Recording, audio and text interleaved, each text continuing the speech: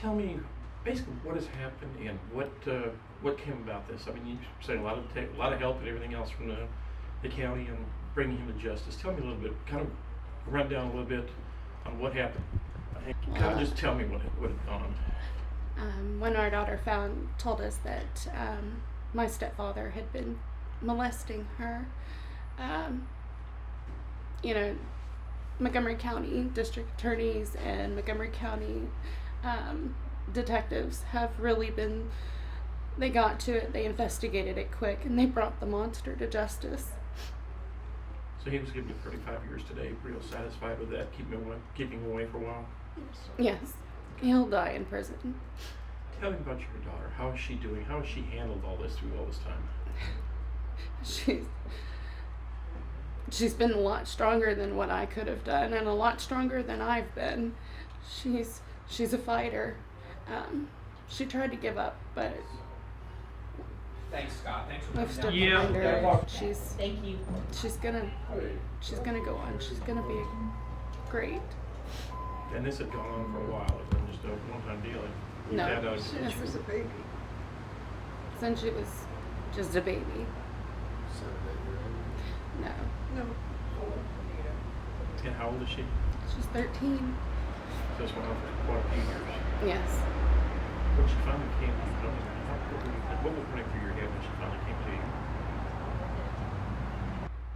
She tried to kill herself. She tried to kill herself. My worry was about her, but I wanted to hurt him. I know that sounds bad, but you're a parent, and then you start blaming yourself because how did I never see this? How did I never see this? And you start doubting yourself as a parent, and then you just want to. Nobody's supposed to hurt your baby. Nobody is supposed to hurt your baby. And I confronted him, and he told What was your name? Patricia Ross. Patricia, and how are you related? I'm his wife. Okay, tell me what happened when you first found out about this. I confronted him about it, and he told me that he didn't do it at first. And then I said, I know you did, because that baby doesn't lie. And she tried to kill herself for it. And then he told me, well, it was your fault, because you always had her with us. But that's what grandparents are supposed to do. But I'm so glad it's all over and we can move on. What about your granddaughter? You think she's doing pretty good now? This is over with? Yeah, I was praying that we didn't have to go to court. Tell me about the county. I mean, they came in, Safe Harbor came in, worked with your child, or worked with your granddaughter, y'all. Tell me a little bit about that, how that went.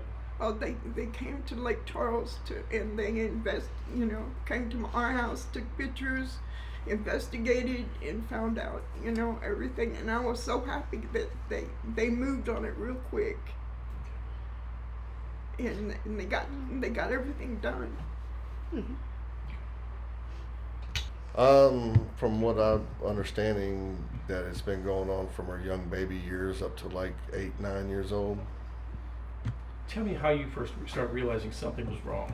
Well, she was always fighting, not handling things with her older brother, and she was real sensitive to other things. But at the time, I was out of town, and I had a phone call from my wife saying our daughter just tried to kill herself, and it was just like a shock to everybody. And that was just this past September 17th, I think it was.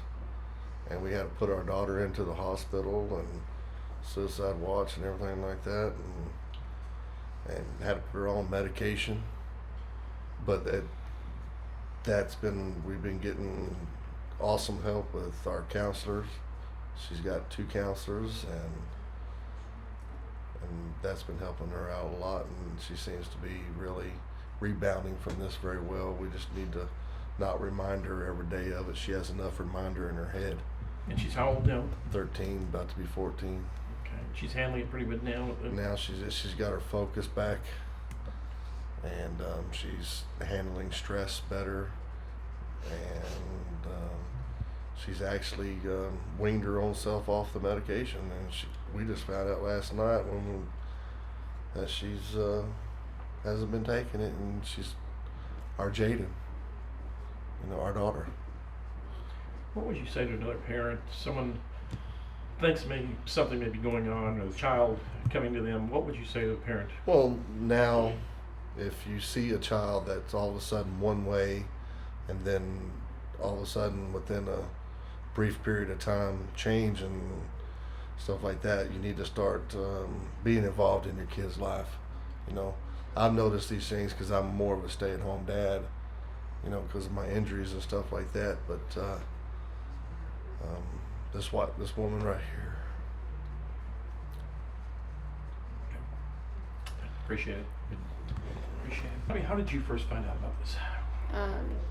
I guess a friend at school kind of noticed that, and she had cuts to her arms, and that was her way of kind of easing her pain and dealing with the pain of all this. And the counselor pulled her in at her school and talked to her and just told her what was going on, why she was hurting so bad that she had to cut herself. And so the counselor called me, and we got her home that night to counseling and started the CPS report and started everything immediately at that time. So, but you never teach your kids. You always teach your kids about appropriate and inappropriate touches, but you never think that you have to warn them about family members, somebody's that's been there since before they were even born. You never have to teach them, but I guess we do. We have to teach our kids, what is appropriate and what is not appropriate, and it doesn't matter if it's from another family member or. And we thought we had always taught them. We thought we had taught her since a young age of, what was appropriate and what was not. Rob, Freyer, Assistant DA, Montgomery County. Okay, tell me what you had out here. Kind of give me a rundown of this whole case. Defendant Robert Ross was filed on for continuous sexual assault, sexual abuse of a child, which is an aggravated first-degree felony with a minimum of 25 and a maximum of life. Had we gone forward on that charge, we would have most likely have had to put J.A., we'll call her J.A., the named complainant, on to testify. And after speaking to the little victim's family, this was the step-granddaughter of the defendant, Robert Ross. We felt like it was the best course of action to resolve this case quickly, given the fact that this abuse took place over at least a 2-year period when the girl was starting at age 8. And she was ashamed, humiliated, and a lot was taken from her by this defendant, who was her step-grandfather. And he entered a plea of guilty today to aggravated sexual assault of a child, first-degree felony, in exchange for a sentence of 35 years TDC. This defendant will never see the light of day in the free world again. He's 73 years old right now? He is 73. He's about to turn 73. Now you're looking at 35 years at least. Well, basically 35 years. He'll never get out. I don't think he will ever get out, given the way the law and the way that the Texas Department of Criminal Justice treats serious cases like this. You can't ever. I don't know if labeling it is a victory, but it is a just result. And if it meant that little girl did not have to get up and testify and relive the years-long nightmare that she endured, then so be it. He deserves every day that he got, and I don't think he'll ever get out.